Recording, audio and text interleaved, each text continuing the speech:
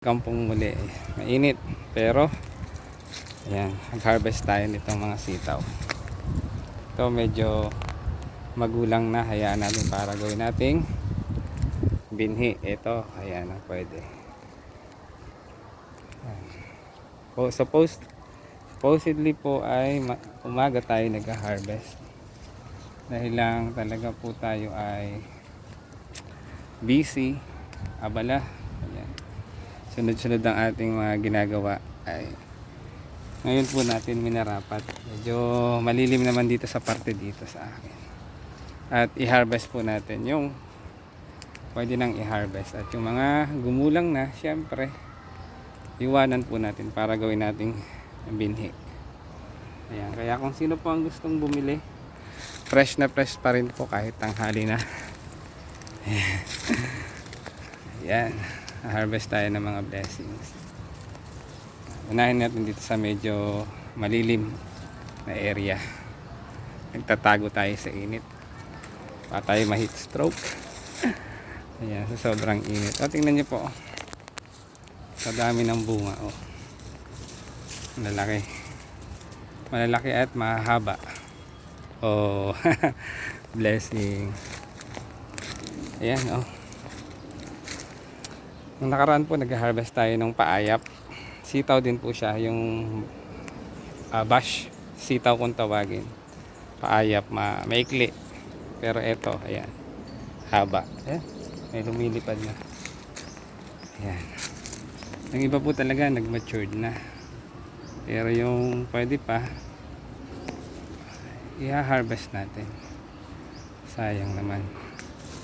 Yung iba po gagawin nating binhi para tayo may pananim na muli sa taniman sa tag-ulan. Ayan. Namamahinga po ako dahil mainit. Ayan. Ayan na po yung blessings natin, oh. Oh. Dito lang po ako sa may lilim. Dito tayo sa bandaron. Mainit eh. Mainit eh. Pwede naman po sa hapon, kaso lang po ang pasok po namin is 6 hours o 8 hours. So pag maaga tayong pumasok, maaga rin tayong uuwi. Ang dami po. Paka-harvest ko kay Kuya Leo Vlog. Yung iba, sayang.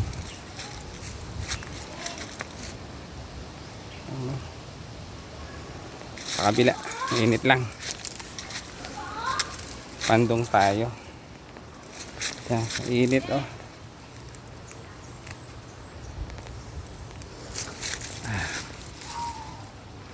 Sabihin lang, ay ano yan, dami yan. Oh, ang dami talaga po. Ito ang paborito ng mga may rayuma. Ayan, may mga rayuma daw. Pero sabi nga ng doktor, hindi naman yun. Hindi dahil sa sitaw. Ayun daw po ay dahil sa lahok ng ginisa or adobong sitaw ng mga karne. Ayan. Kaya daw po nagtitrigger, at saka kapag marami at sobra ang kain, kaya nagtitrigger yung tinatawag na rayuma. So far hindi pa naman sumasakit ang ating mga tuhod at hindi pa tayo nirarayuma. Ayan. Oh, ayan, oh. Doon pa sa kabilang area, pagtsagaan natin. Ito pa. Tingnan ko natin, may bisita rin. May bibisita sa aming gulayan. So, yung mga pwedeng i-harvest natin. Yung hindi, iiwan natin. Para at least makita ng ating mga visitors anong meron sa aming gulayan sa paaralan. O anong meron. Meron pong mahabang sitaw.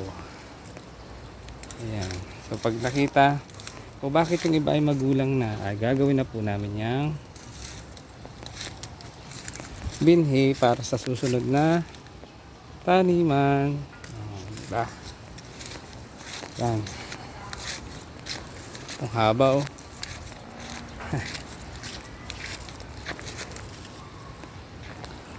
Yan.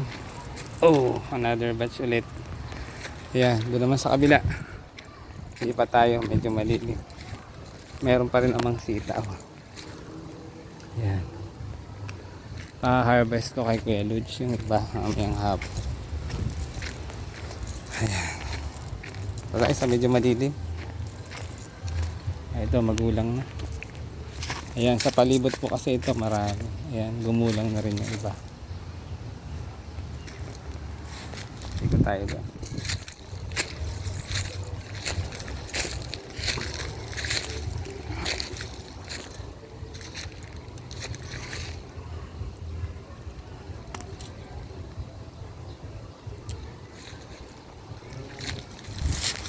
Ayan. Init. I-alok natin dito sa mga kasamahan. Sino po ang bibili? No, ayan. Siyempre, ang mahabang malaking sitaw. Muntik na tayo dun ah. Dami oh. Pati dun sa baba. Natuyo na lang. Ayan. Thank you for watching. Ayan. Kahit mainit, malunggay. Oh, ayan. Mag-enjoy po kayo sa aking video. Reels. Ayan.